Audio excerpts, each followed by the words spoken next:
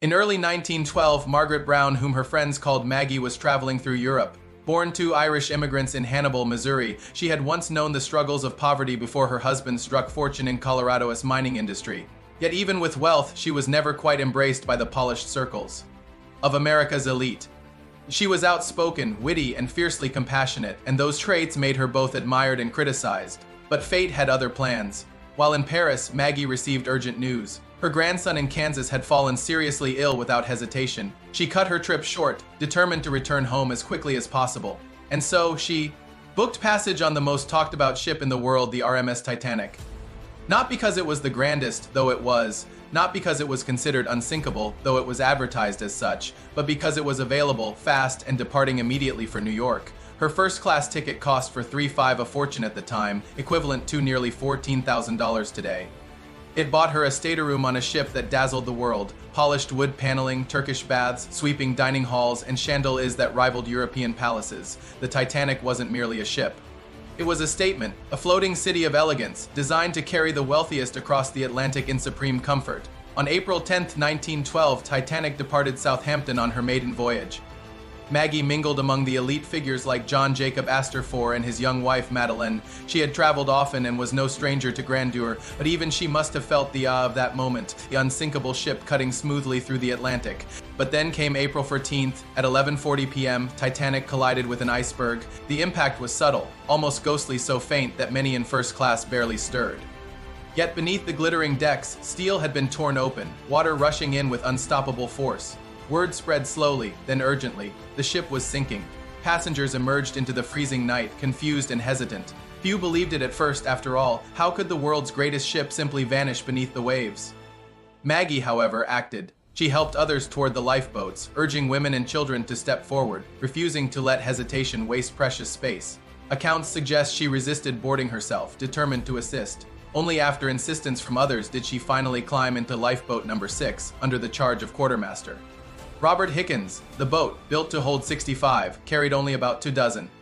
In the icy blackness of the Atlantic, panic and despair gripped the survivors. Hickens, shaken and fearful, refused to row back for those screaming in the water, certain the boat would be swamped. But Maggie would not accept paralysis. She rallied the women to take up oars. She gave her coat to a shivering sailor. She argued, demanded, and even threatened to throw Hickens overboard if he would not act. It was in that lifeboat, surrounded by darkness and death, that Margaret Brown became the unsinkable Molly Brown. When dawn broke on April 15, 1912, the great Titanic was gone, swallowed by the North Atlantic. Over 1,500 souls had perished in the freezing waters, and the survivors adrift in their scattered. Lifeboats were left clinging to life, haunted by the silence that followed the screams. Lifeboat No. 6, where Margaret Brown sat, endured those endless hours through her unshakable will. She kept spirits alive, urging the women to row against exhaustion and despair. And when the RMS Carpathia finally appeared on the horizon around 4 a.m., it was not just a rescue, it was salvation.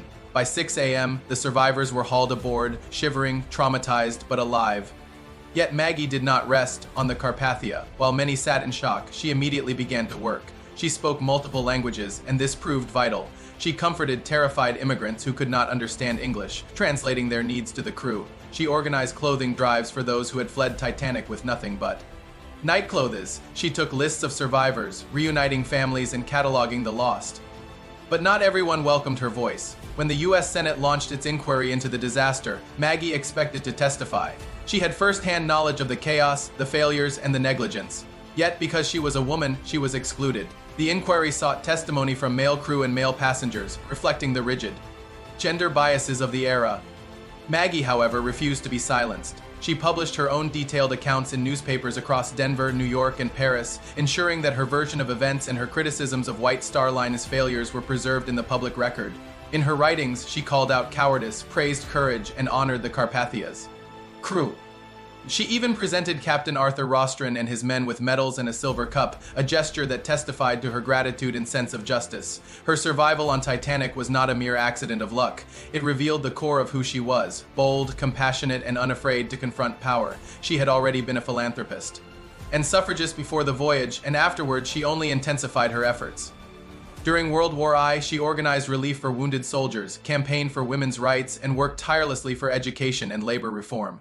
Still, her personality divided opinion. Some called her brash, unfeminine, too outspoken for polite society. Others adored her wit, her warmth, and her defiance of the rules that sought to confine women of her era, but no matter what critics said, she lived life on her own terms.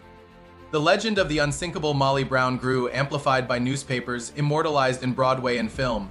But behind the myth was a woman of flesh and blood, whose courage was born not from privilege, but from a lifetime of struggle and resilience. When we remember Titanic, we think of steel, ice, and tragedy. But when we remember Molly Brown, we think of something greater, a voice that rose above fear, a will that refused surrender, and a compassion that reached beyond class and culture. Her story is not just about surviving a sinking ship, it is about the strength of the human spirit. In a world where arrogance sent an unsinkable ship to the ocean floor, Molly Brown reminds us that true unsinkability lies not in iron and steel, but in courage, compassion, and the refusal to be silenced.